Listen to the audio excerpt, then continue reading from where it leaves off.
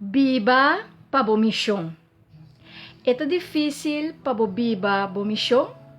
Eta difícil pa bo descobrir bo missão? Essa aqui é uma pergunta muito importante que eu tenho que fazer na vida. Me tá bibando minha missão? Tem uma diferença entre propósito de vida e missão. E é necessário para forçar todos. A mim tá Zoraida Molina Arndel, me tá educador e a me tá vai papia over de biba para missão. A me que traz adiante que cada pessoa tem um propósito de vida no mundo aqui e para essa aqui vamos realizar essa missão. Uma missão é necessário. É muito necessário para assinar por cumprir com o propósito de vida. Para assinar por viva feliz, para assinar por ter uma felicidade completa, para assinar por viva em harmonia com o universo aqui.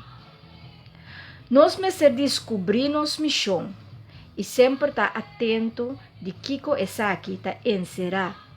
Sim, a viva nosso propósito de vida.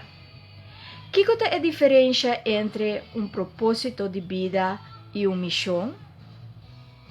Um propósito de vida está é sentido, é razão que tem existência riba o universo aqui.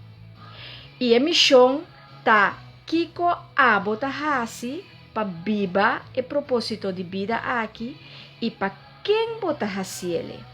O pianos nota para que tu riba para quem. E Kiko não sabe, pero para quem o pibia nós não sabe.